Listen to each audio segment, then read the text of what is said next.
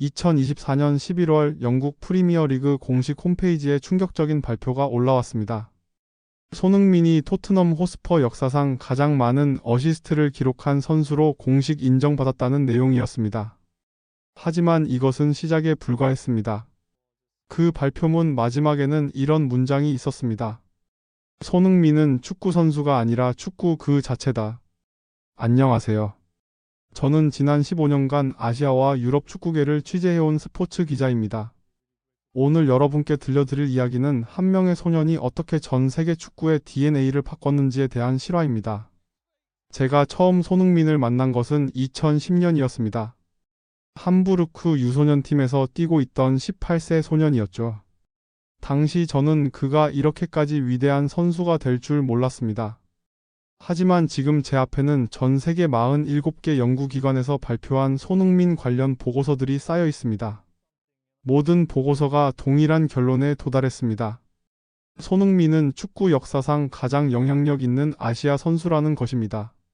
가장 놀라웠던 것은 독일 쾰른 스포츠 대학교에서 발표한 연구였습니다. 제목만 봐도 소름이 돋았습니다.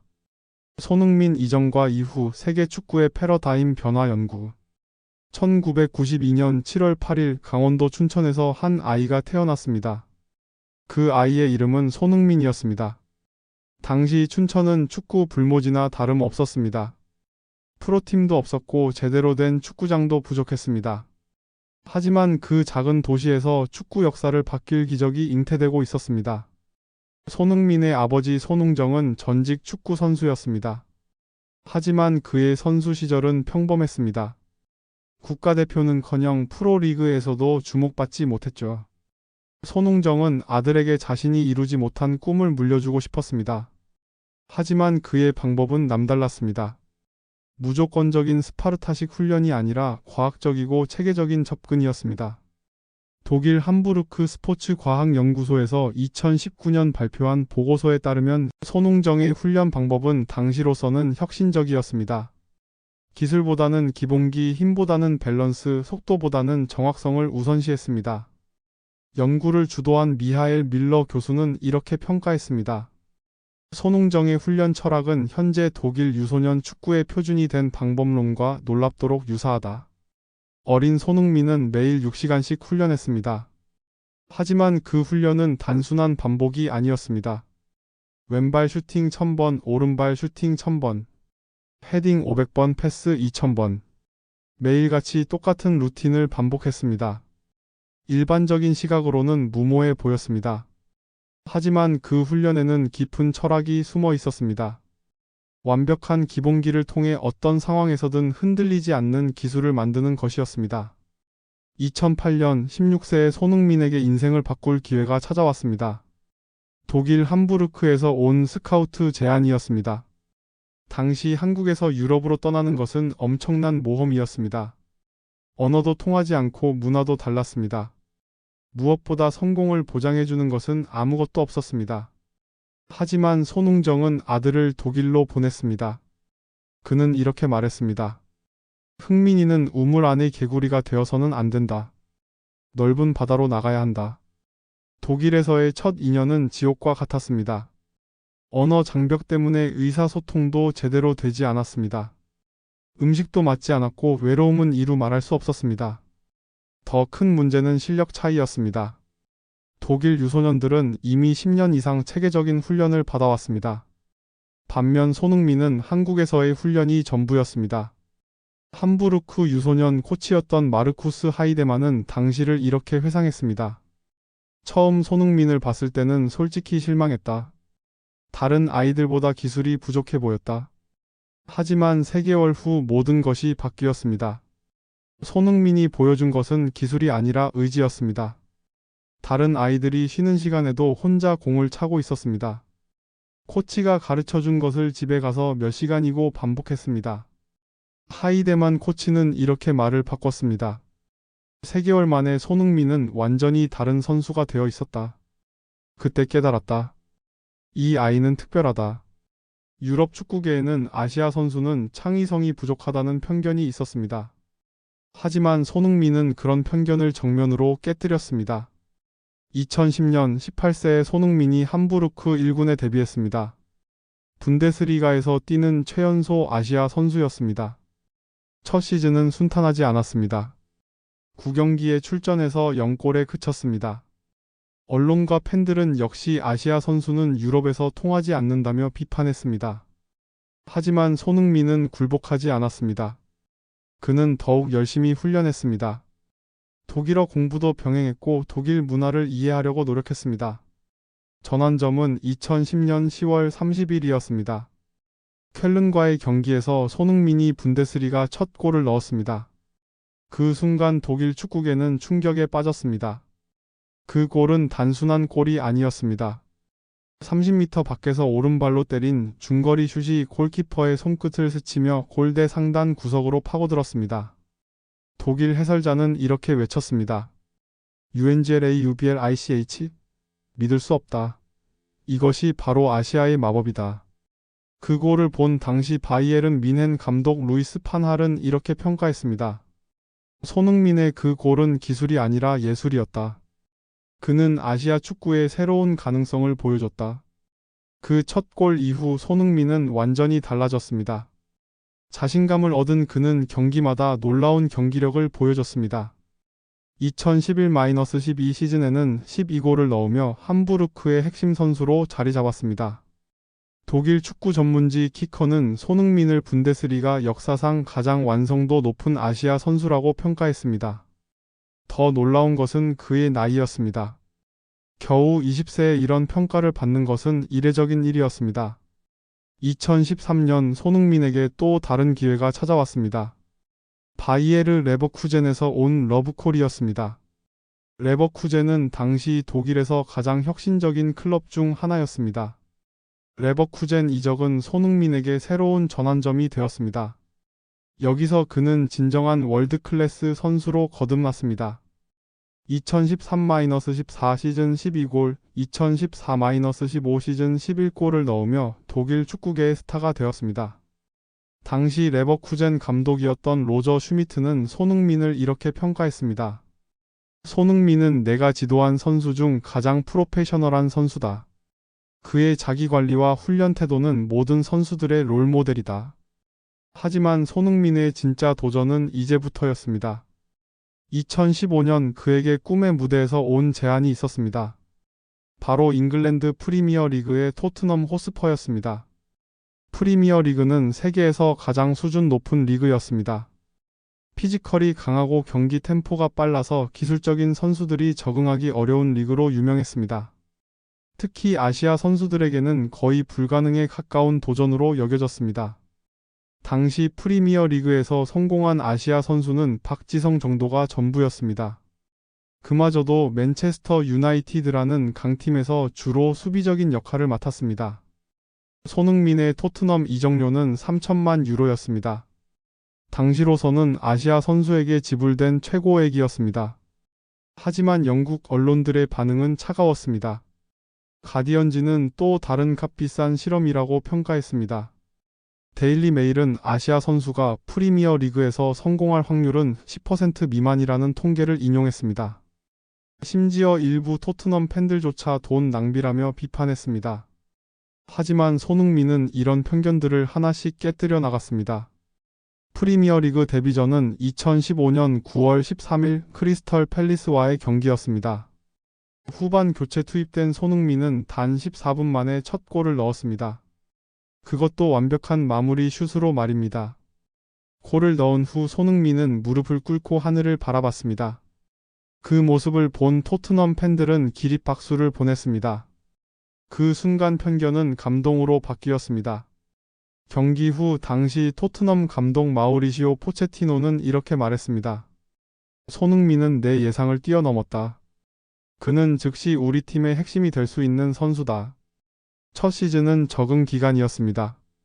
28경기에 출전해서 4골 2어시스트를 기록했습니다. 나쁘지 않은 성과였지만 아직 폭발적이지는 않았습니다. 하지만 손흥민은 포기하지 않았습니다. 그는 영어 공부에 매진했고 영국 문화를 이해하려고 노력했습니다. 무엇보다 프리미어 리그의 거칠고 빠른 템포에 적응하기 위해 피지컬 트레이닝을 강화했습니다. 영국 스포츠과학연구소에서 손흥민의 첫 시즌을 분석한 결과가 흥미로웠습니다. 그의 주행 거리는 경기당 평균 11.2km였습니다.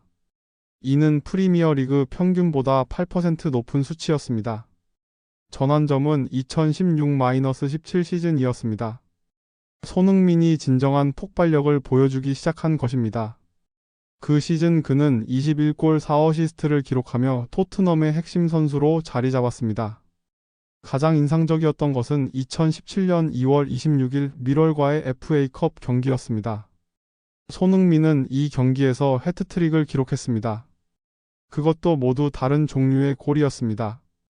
오른발 왼발 헤딩으로 완벽한 해트트릭을 완성한 것입니다. 경기를 지켜본 전설적인 스트라이커 앨런 시어러는 이렇게 평가했습니다. 손흥민의 해트트릭은 완벽했다. 그는 현재 프리미어 리그에서 가장 위험한 공격수 중 하나다. 그 해트트릭 이후 손흥민에 대한 평가가 완전히 바뀌었습니다. 이제 그는 아시아에서 온 선수가 아니라 세계 최고 수준의 윙어로 불리기 시작했습니다. BBC 스포츠의 축구 전문가 가리 리네커는 이렇게 평가했습니다. 손흥민은 아시아 축구의 한계를 뛰어넘었다. 그는 이제 국적이나 출신을 떠나서 순수하게 실력으로만 평가받는 선수가 되었다. 스카이 스포츠의 제이미 캐러거도 비슷한 평가를 했습니다. 손흥민을 보면 아시아 선수라는 생각이 들지 않는다. 그냥 훌륭한 축구 선수일 뿐이다. 2017-18 시즌 손흥민은 또 다른 기록을 세웠습니다. 프리미어 리그에서 18골을 넣으며 아시아 선수 최다 골 기록을 경신한 것입니다. 이전 기록은 박지성의 13골이었습니다. 하지만 더 놀라운 것은 골의 질이었습니다. 손흥민의 골들은 모두 결정적인 순간에 나왔습니다. 승부를 결정짓는 골, 동점골, 역전골이 대부분이었습니다. 토트넘의 레전드 글렌 호들은 이렇게 평가했습니다. 손흥민은 큰 경기에서 강한 선수다. 압박이 클수록 더 좋은 경기력을 보여준다. 이런 선수는 정말 드물다. 2018년 러시아 월드컵에서 손흥민은 한국 대표팀의 에이스로 활약했습니다. 비록 한국이 조별리그에서 탈락했지만 손흥민의 활약은 전 세계의 주목을 받았습니다. 특히 독일과의 마지막 경기에서 넣은 골은 전설이 되었습니다. 디펜딩 챔피언 독일을 2-0으로 이기며 독일의 조별리그 탈락을 확정짓는 골이었습니다. 그 골을 본 전 세계 축구 팬들은 손흥민의 이름을 기억하게 되었습니다. 독일 축구 전문지 키커는 이렇게 평가했습니다. 손흥민의 골은 독일 축구에 큰 충격을 줬다. 하지만 동시에 그의 클래스를 전 세계에 각인시켰다. 월드컵 이후 손흥민의 가치는 하늘 높이 치솟았습니다. 유럽의 빅클럽들이 앞다투어 러브콜을 보냈습니다. 리버풀, 맨체스터 유나이티드, 바르셀로나, 레알 마드리드까지 모든 클럽이 손흥민을 원했습니다. 하지만 손흥민은 토트넘에 남기로 결정했습니다. 그는 이렇게 말했습니다. 토트넘은 저를 믿어준 클럽입니다. 저도 토트넘과 함께 꿈을 이루고 싶습니다. 그의 충성심은 토트넘 팬들의 마음을 완전히 사로잡았습니다. 이제 손흥민은 토트넘의 아이콘이 되었습니다. 2019-20 시즌 손흥민은 자신의 최고 시즌을 보냈습니다. 18골 9어시스트를 기록하며 토트넘의 공격을 이끌었습니다. 특히 해리 케인과의 호흡은 환상적이었습니다. 두 사람의 조합은 프리미어리그 역사상 가장 치명적인 공격 듀오 중 하나로 평가받았습니다. 케인이 어시스트하고 손흥민이 골을 넣거나 손흥민이 어시스트하고 케인이 골을 넣는 패턴이 반복되었습니다. 당시 토트넘 감독이었던 주제 무리뉴는 이렇게 평가했습니다. 손흥민과 케인의 조합은 세계 최고 수준이다. 이 둘이 있는 한 토트넘은 어떤 팀과도 맞설 수 있다. 그런데 2020년 예상치 못한 시련이 찾아왔습니다. 코로나19 팬데믹으로 모든 것이 멈춰섰습니다. 축구도 예외가 아니었습니다. 몇 달간의 리그 중단 기간 동안 손흥민은 한국으로 돌아왔습니다. 그리고 그곳에서 군복무를 마쳤습니다. 3주간의 기초 군사 훈련을 통해 오랫동안 미뤄왔던 의무를 완수했습니다. 군복무 기간 중에도 손흥민은 훈련을 게을리하지 않았습니다. 제한된 환경에서도 체력 유지를 위해 노력했습니다. 그의 프로 정신은 군 관계자들조차 감탄하게 만들었습니다. 리그가 재개되었을 때 손흥민은 더욱 강해져 돌아왔습니다. 2020-21 시즌 그는 17골 10어시스트를 기록했습니다. 특히 어시스트 10개는 윙어로서는 놀라운 기록이었습니다. 그 시즌 가장 기억에 남는 순간은 2020년 12월 6일 아스날과의 노스런던 더비였습니다. 손흥민은 이 경기에서 2골을 넣으며 토트넘의 2-0 승리를 이끌었습니다. 특히 첫 번째 골은 프리미어리그 역사상 가장 아름다운 골 중 하나로 선정되었습니다. 하지만 진짜 역사는 2021-22 시즌에 만들어졌습니다. 손흥민이 마침내 프리미어리그 득점왕에 오른 것입니다. 23골을 넣으며 리버풀의 모하메드 살라와 공동 득점왕이 되었습니다. 아시아 선수가 유럽 빅리그에서 득점왕이 된 것은 역사상 처음이었습니다. 더 놀라운 것은 손흥민의 23골이 모두 페널티킥 없이 나온 골이라는 점이었습니다. 순수한 플레이만으로 득점왕이 된 것입니다. 프리미어리그 역사상 페널티킥 없이 득점왕이 된 선수는 손흥민이 마지막이었습니다. 이는 그의 골 결정력이 얼마나 뛰어난지를 보여주는 증거였습니다. 득점왕이 된 후 손흥민에 대한 평가는 완전히 달라졌습니다. 이제 그는 아시아 최고의 선수가 아니라 세계 최고의 윙어 중 하나로 불리게 되었습니다. 레알 마드리드의 전설 라울은 이렇게 평가했습니다. 손흥민의 득점왕은 아시아 축구 역사상 가장 위대한 순간이다. 그는 아시아를 넘어서 세계 축구의 아이콘이 되었다. 바르셀로나의 레전드 사비도 비슷한 평가를 했습니다. 손흥민은 현대 축구에서 가장 완성도 높은 공격수다. 그의 양발 능력과 경기 이해도는 세계 최고 수준이다. 그리고 2022년 카타르 월드컵에서 손흥민은 또 다른 전설을 만들었습니다. 안면 골절이라는 부상을 입고도 마스크를 쓰고 월드컵에 출전한 것입니다. 한국은 이 월드컵에서 16강에 진출하는 기적을 만들어냈습니다. 포르투갈을 2-1로 이기며 20년 만에 월드컵 16강에 오른 것입니다. 비록 손흥민이 골을 넣지는 못했지만 그의 존재감만으로도 상대팀들을 위축시켰습니다. 브라질의 전설 호나우지뉴는 이렇게 평가했습니다. 손흥민은 골을 넣지 않아도 경기를 바꿀 수 있는 선수다. 그의 움직임 하나하나가 상대팀에게는 위협이다. 2023년 손흥민은 토트넘의 주장 완장을 차게 되었습니다. 외국인 선수가 토트넘 주장이 된 것은 매우 이례적인 일이었습니다. 하지만 아무도 이의를 제기하지 않았습니다. 손흥민의 리더십과 인품을 모두가 인정했기 때문입니다. 주장이 된 후 손흥민은 이렇게 말했습니다. 토트넘 주장이 된다는 것은 꿈만 같습니다. 이 완장의 무게를 잊지 않고 팀을 위해 최선을 다하겠습니다. 그의 말에는 진정성이 묻어났습니다. 토트넘 팬들은 그의 말에 뜨거운 박수로 화답했습니다. 하지만 2024년은 손흥민에게 새로운 도전의 해가 되었습니다. 32세라는 나이에도 불구하고 그는 여전히 최고 수준의 경기력을 유지하고 있었습니다. 오히려 나이가 들면서 더욱 영리해진 플레이를 보여주고 있었습니다. 2024년 12월 손흥민은 또 다른 기록을 세웠습니다. 사우스햄튼과의 경기에서 1골 2어시스트를 기록하며 토트넘 역사상 가장 많은 어시스트를 기록한 선수가 된 것입니다.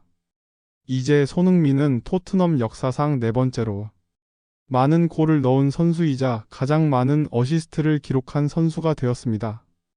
공격과 창조 모든 면에서 토트넘의 역사를 새로 쓰고 있는 것입니다.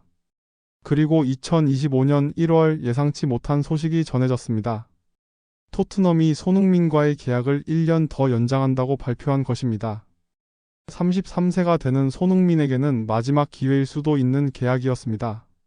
하지만 무엇보다 놀라운 것은 2025년 2월에 일어난 일이었습니다. 손흥민이 토트넘과 함께 유로파리그 우승을 차지한 것입니다. 16년간의 토트넘 생활에서 처음으로 들어올린 메이저 트로피였습니다. 트로피를 들어올리며 손흥민은 눈물을 흘렸습니다. 그 눈물을 보며 전 세계 축구 팬들도 함께 울었습니다. 마침내 그가 받을 만한 트로피를 받은 것입니다. 그리고 2025년 6월 손흥민은 인생의 또 다른 전환점을 맞았습니다. 미국 메이저리그 사커의 로스앤젤레스 FC로 이적하게 된 것입니다. 이적료는 약 373억 원으로 MLS 역사상 최고액이었습니다. 많은 사람들이 놀랐지만 손흥민의 설명을 들어보니 충분히 이해할 수 있었습니다. 제 마지막 도전은 축구 불모지에서 축구 문화를 만드는 것입니다. 미국에서 새로운 역사를 쓰고 싶습니다. 이제 33세가 된 손흥민의 새로운 여정이 시작되었습니다. 하지만 그의 이야기는 여기서 끝나지 않습니다. 다음 편에서는 손흥민이 세계 축구계에 미친 구체적인 영향들을 살펴보겠습니다. 그가 바꾼 것들은 정확히 무엇이었을까요? 그리고 그 변화들이 가져온 결과는 어떤 것들이었을까요? 춘천에서 시작된 한 소년의 꿈이 어떻게 전 세계를 바꿨는지 그 놀라운 이야기가 계속됩니다.